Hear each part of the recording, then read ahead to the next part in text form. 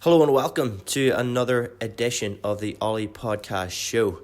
Something different for you today, guys. Something short and sweet. I think we're in around the 25-30 minute mark today with the show. And the reason it's different is because we caught up with our very own OLY athlete, CrossFit Games athlete, Arminas Balevicius, to get his current views of the CrossFit scene and what it means to be a competitive CrossFitter right now.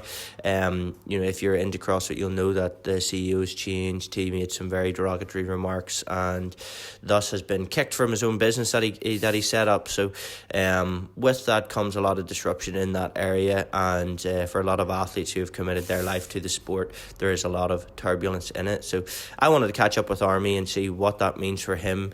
He is an outright competitive CrossFitter. That is what he does, and I just wanted to get his take on it. We also talk about, how as an athlete you stay motivated during these times of turbulence, and we talk about a lot more. So I'll leave the intro with that, guys. What I will say, a bit of housekeeping. Orders and logistics are starting to kind of become a bit more normal. Some orders have taken 2 weeks, but that is a very, very rare case. We're still seeing backlog. Some companies are still focusing on just getting medical supplies out and kind of any COVID lockdown related products out before they just have priority. But other than that, we're all good.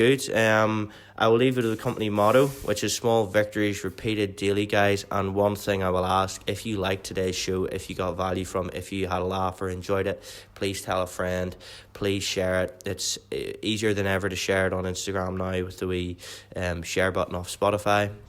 If you liked it, please do that. It would really mean a lot to us. And we will talk to you guys soon, and I hope you enjoy. Cheers.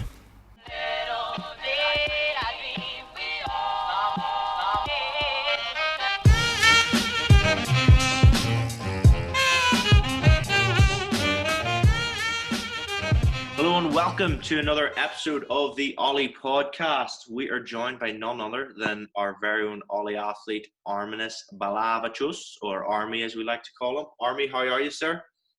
I'm good. I'm keeping well. How are you, Lewis? I'm good, mate. I'm good. Keeping busy in these strange times. I suppose that's a great place to start.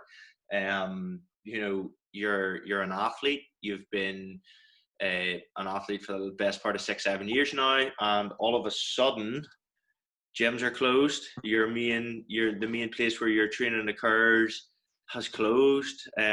What the hell does that mean to an athlete? What have you done? How have you kind of done the last 3 months, I suppose?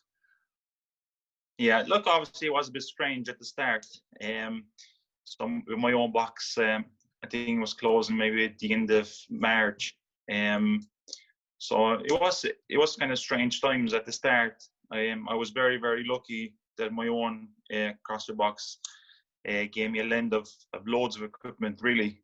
So I was kind of able to have like a mini gym out my back garden, So I was lucky enough to be able to train at home with the equipment that I had. Obviously, there's certain things I couldn't do.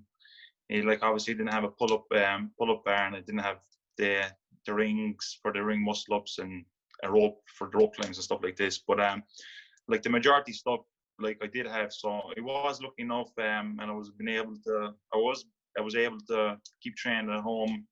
Obviously, I had to rely on the weather because I don't have a garage. So I have a small little shed where I keep all the equipment. So, and then just taking it in and out every day, and just really had to rely on the weather, which I was lucky enough to. I think maybe I was off the end of March. I wasn't back until the middle of June. So I'd say maybe I had only maybe 4 or 5 days that I could have said, Jesus, John, I can't go with the back and train today because it's just lashing outside. So no, look, I was lucky.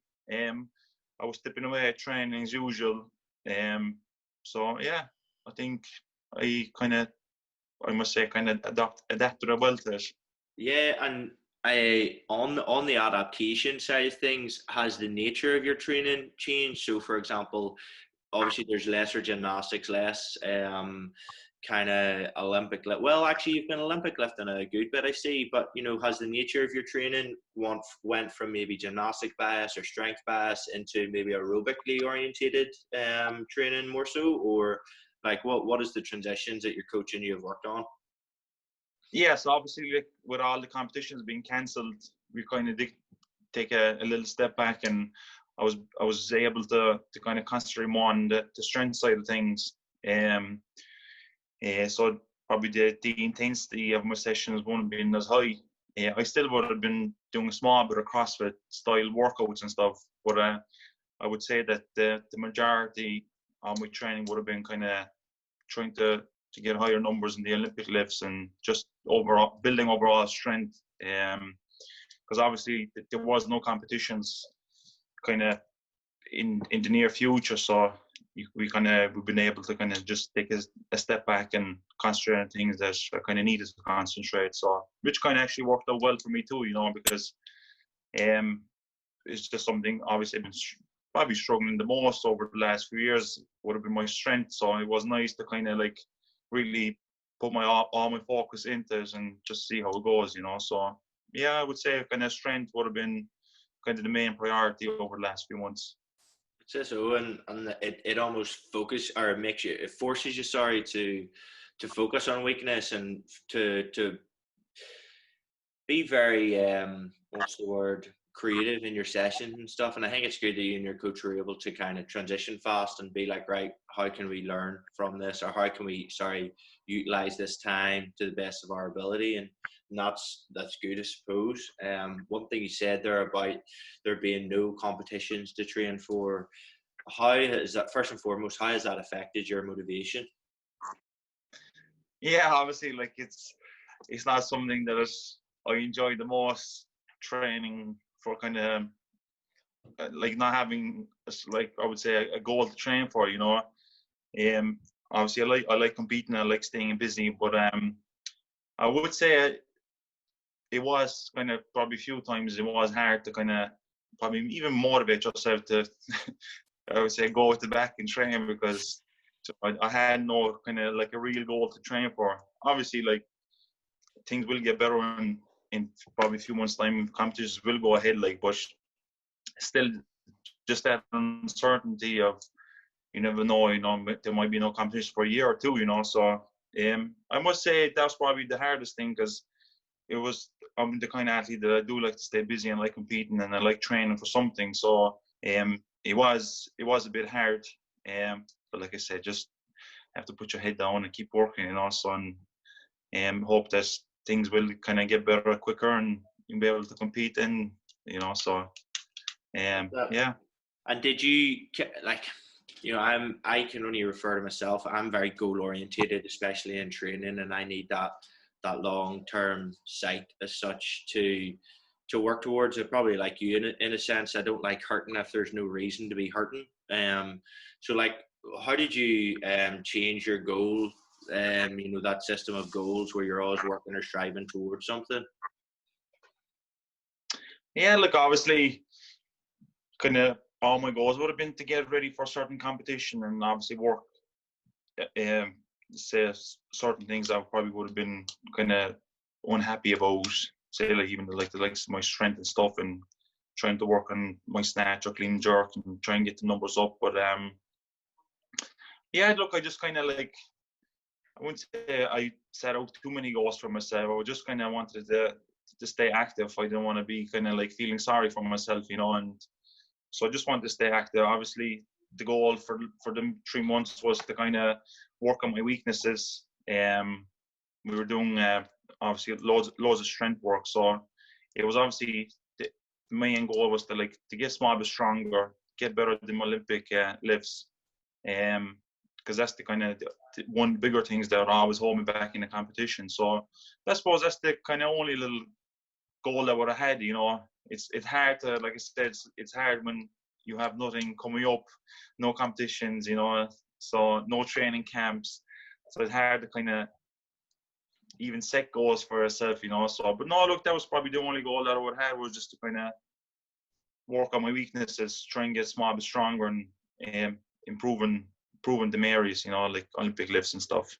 Big time. And I think as well, it's good that you're able to kind of find the diamond in the rough as such. Like, you're able to just take wee mini goals within the process and work on that. And it is hard, but I think that's what really differentiates a champion from a non-champion is kind of coming up with those wee games and those wee ways in which you can maintain focus and maintain motivation to keep moving forward. So and also, mate, there's a big comp at the end of August. There's the boys are meeting up, the boys are coming together. It's going to be an absolute bloodbath at the end of August. For everybody listening, we're referring to the IFC, and I always sing his praises of Tom. Has willingly just put the head down and kept saying that he's going to run it, and then I'm so happy that he has, because I think it's given a lot of people a breath of fresh air and something to look forward to. But how are you looking forward to the IFC? Is it a big date in your calendar? Is it not? What are your thoughts on that? Yeah, absolutely. Obviously, like, that's probably the only big competition that we have in Ireland when it comes to like RX level athletes. I think there's no other comp that kind of is well established as the IFC, so you usually would travel halfway across Europe to do a big European competition, or exactly, or good athletes to compete against. So, no, obviously it was something that I was looking forward to. When Tom kind of did say that he is going ahead with it, it kind of did put a bit of, I kind of got my mojo back in training and stuff. I was like, it's time to put the head down and train hard for it, because obviously it's a big competition. Like you say, all the top Irish athletes seem to be coming to this year. Like, so, it's gonna be interesting 3 days. So, yes, I'm definitely looking forward to this. Who's your money on, mate? Yeah, who do you think? Army, the big son. I fancy my chances. I will be working hard for it, but look, they will be very, very good athletes there. So look, anything could happen. It's a 3-day competition. So we'll see. But you better be sure I'll be ready for it. I love it. The classic tenacity of Army. So obviously we've been talking a lot about the disruption that COVID's caused, and that it's closed gyms, competitions, etc. But there's also within our sport been another huge disruption of Greg Glassman, for lack of a better term, like it just him. So love him or hate him, it has caused somewhat of disruption in the calendar, and it's CrossFit has changed ownership, and there's been a lot of stories being released. So I wanted to ask you, as a CrossFit athlete who's competed at the CrossFit Games, multiple European events, regionals, etc., what is your viewpoint on the CrossFit HQ in general, and just what's happening within the community? Yeah, look, obviously it's, whatever your man Greg said, obviously I don't think none of us would agree with what he said and stuff. So it's one of them things I try not to get too worked up about it. I'm sure my opinion ain't gonna matter really. What I say in the big picture, like, so. Sure. I just, like I said, I've seen it all kind of happening over the last kind of few weeks and stuff, and look, it was strange times, with all the big kind of names and stuff pulling out from CrossFit affiliates, pulling out their CrossFit affiliates and stuff like this. So look, it is something that it's not good for the actual sport. Like, but like I said, I don't agree with anything he says. But like I said, there's no point me posting about it or writing to Greg himself, because I'm sure like my opinion ain't gonna matter to many people, like, so I think it's any of them kind of bigger athletes and bigger names in the sport. They're the ones that people really listen to them and what they say. Like, so like I said, I try not to get too involved in this. I still keep training. If the CrossFit name disappears, I'm sure we're going to be doing strength and conditioning or something like that. Yeah. But no, look, I try not to get too involved in that kind of stuff, So I just kind of do what I do and leave all that other stuff up to other people, Yeah, I love your humility, mate. Just let the other guys worry about that shit, and you just stay in your own lane. I like that. But do you reckon, mate, I have an inclination that it's probably going to change the competition structure. I think like Dave Castro he's dropping all kinds of hints left, right and centre about maybe bringing back regionals, about maybe changing the structure again. You know, how would that affect your game? I suppose it's hard to say, you know, if they do bring back regionals, obviously I think regionals, I actually enjoy regionals more than enjoy the games. Like, so if they do bring back regionals, I'd be absolutely delighted, you know. Obviously it'd be hard. It was always hard to get the regionals, but I'm sure it's something that's achievable, and I definitely would be going for it again if I had a choice, you know. But I don't know, Lewis. Look, you know, if next year they say no more national champions going to the games and it'll only be top 40, whatever they used to be before, if that's the case, that's the case. You know, I'm not going to be too upset about it. So there's plenty more big competitions around the world in Europe that you can go out and test yourself against good athletes. So I suppose, look, we just have to wait and see. You know, I'm not going to be just to put it that way, I won't be sweating on it. And whatever we comes up with, I'm sure we're going to adapt the same way we adapt when regionals disappeared and, you know, national champions are going to the Open and all this kind of stuff, like, you know. So we just kind of have to see what it all comes to and just go with it. And mate, I really respect your level-headedness. I think it's one of the things I've always admired about you is just your ability to just focus on what you can control what you can control, and not really worry too much about what's happening around you or what's happening to. It's just as long as there's some kind of comp or there's some kind of something you can train for, you're going to do it, and that's the thing. And I think already you might know the answer based on what you've said, but obviously you had a games ticket this year to go. You qualified as national champion again, and you know, what does it mean to you to not be going to the CrossFit Games this summer? Yeah, look, obviously it would have been very nice to go and represent my country again and represent my box at the CrossFit Games. But look, I suppose we all kind of knew that was going to be the outcome of it. There's, you know, either the games are going to be cancelled or some adjustments will be made. As you know, so I was kind of the back of my mind. I was prepared for it that I wasn't going to go. When it did happen, was I upset?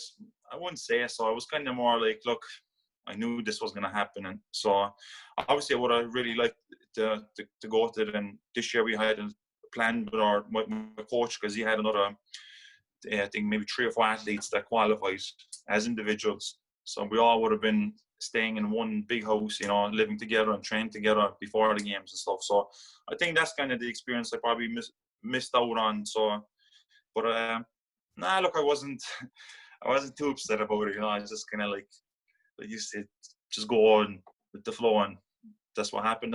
You know, and there's nothing you can do about it. So if I can qualify again for next year, I will be going for it. If I can't, it just maybe wasn't meant to be. You know, I still got 1 appearance under my belt, so nobody can take that away.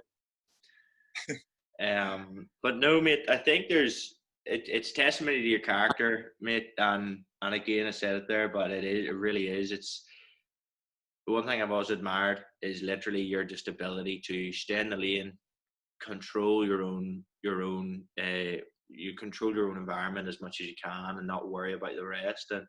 And I think there's one kind of big question that I wanted to ask, and it was, you know, as an athlete, you know, this is literally your second job in a way. You know, as an athlete, whenever there is massive times of disruption, whether it be something like we've faced, you know, the last 3 months with COVID, maybe a massive injury, maybe something that just stops you from kind of doing what you want to do and really makes it difficult to see your goals. You know, how do you traverse that? How do you keep moving forward? How do you know, what is it, a belief system, or is there anything that you kind of rely on in times like that? Do you know what, Lewis? I always just try never to overthink about stuff, you know. Like, even like, you know, during the COVID period, then when all the gyms were closed, and say like I didn't have, I know I had a good bit of equipment, like, with just stuff there that I couldn't use, you know. But like, people forget like that burpees and sit-ups and push-ups, they still hurt, so if you're doing fast and you do them, if you do loads of them, it will hurt. So I would try never to overthink, and just because you don't have all the fancy equipment and stuff, and it doesn't mean that you can't make yourself hurt. There's loads of stuff you can do, even during the time off that I had off work, I picked up road biking, so I'm gone mad into it, and trying to get the mileage in every week, maybe once or twice a week. So I suppose just I was never one of them people that was overthinking about stuff. I've just kind of try and take everything as it comes, and just try not to panic about stuff. So that's the only kind of thing I could say about it. So nice. Yeah. I think it's a big element of just kind of always trying to look for the silver line in the situation. It's like always try to find the best of the bad situation, because there's always something to learn no matter what.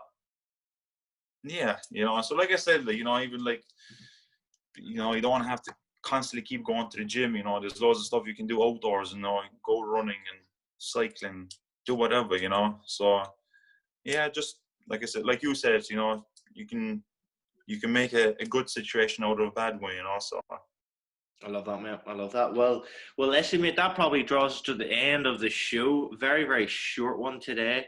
It was just kind of touch base, get your thoughts, and just because I knew there'd be a lesson that we could kind of get out there with regards to if you're in a period of disruption, or if it ever becomes really hard to fucking latch on your goals, or your goal might need to change. It's all part of the journey of success, I suppose, and it's never ever going to be linear. It's never going to be straightforward. It's always going to be bump and grind, and that's one thing we've learned. So again, mate, thank you so much for your time. I'm sure you've got a couple of squats to do out the back of the house and whatnot. But yeah, mate, if you want to drop in a wee plug for your socials, where can people see your training and stuff?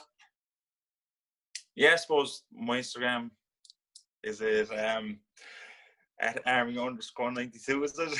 I can't even. I think it is Army_92. Yeah. Yeah. And sure, if you can't find, go to the OLY Clothing one, and we tag him in plenty. He is featured in our content, our sales content, a lot of our marketing. So there'll always be a tag for him. But yes, Army, thank you so much, mate, and we will talk to you soon. Yeah, thank you, Lewis. Thank you. And thank you to everybody who is listening, and we hope you enjoyed it.